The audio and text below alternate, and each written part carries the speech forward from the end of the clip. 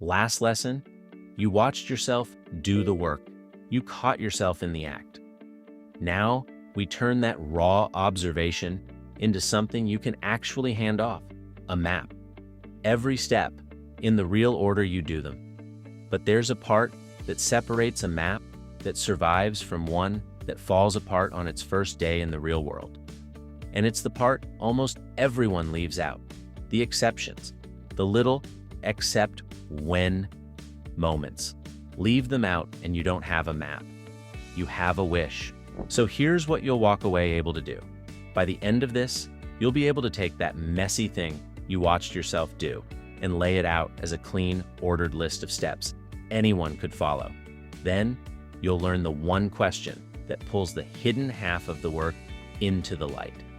The half that makes the difference between an automation that holds up and one that embarrasses you in week one. You'll leave with a two-pass method you can run on your own work today. The steps are the easy part. The exceptions are where the real skill is. And that's most of what we're doing here. Let me start with the easy half, because you've already done the hard thinking for it. You've done the task by hand. You watched yourself do it. Now you write it down as a sequence. Step 1, Step 2, Step 3.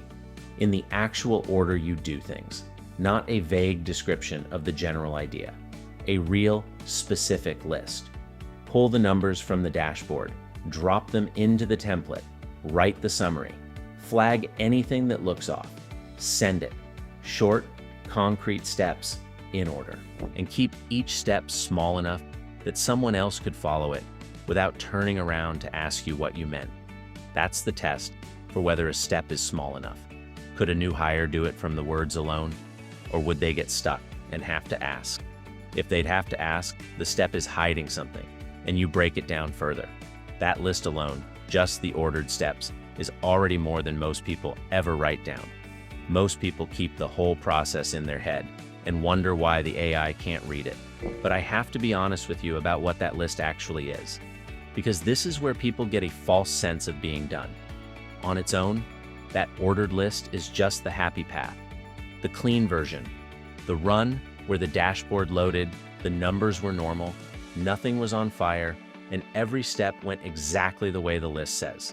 And here's the truth about the happy path that nobody tells you. It's the easy 10%.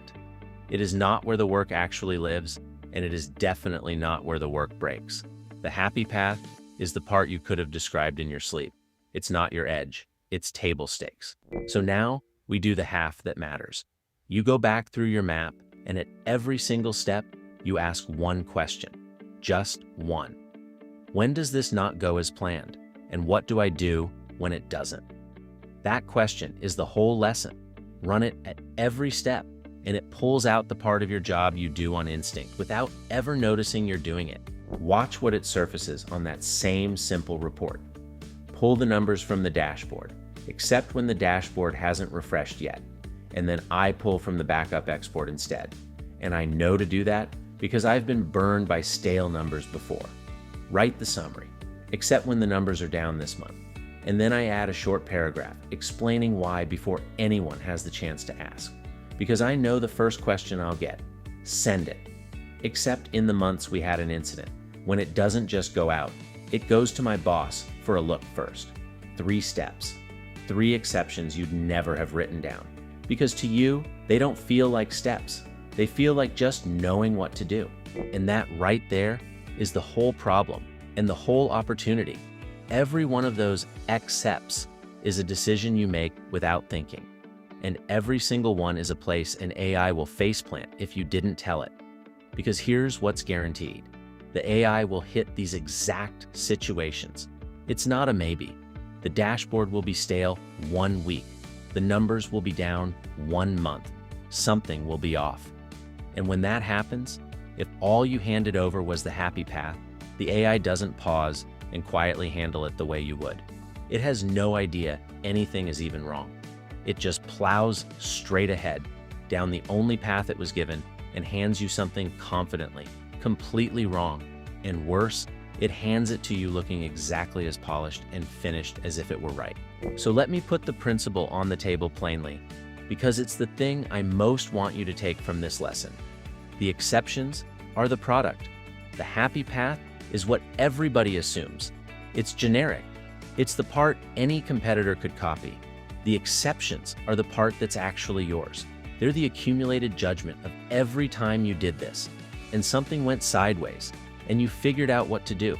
That hard-won handling is the entire difference between an automation that survives contact with reality and one that falls over the first week.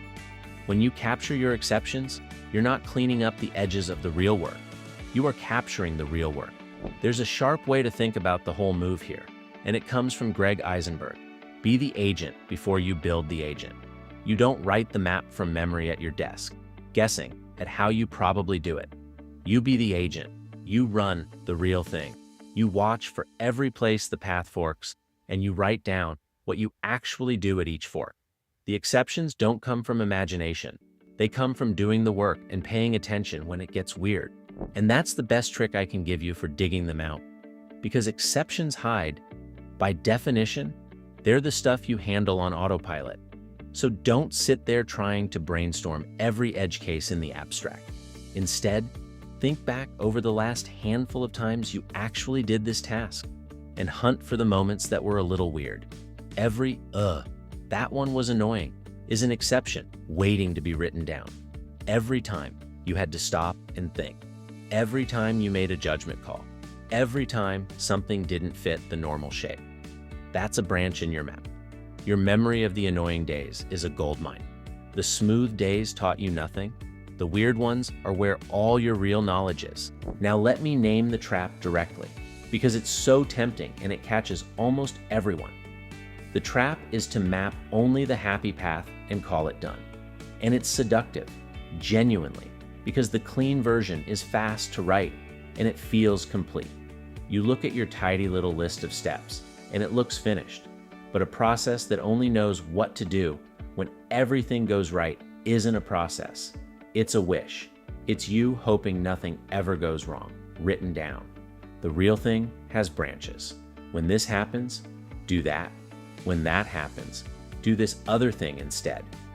And capturing those branches isn't extra credit on top of the job. Capturing the branches is most of the job.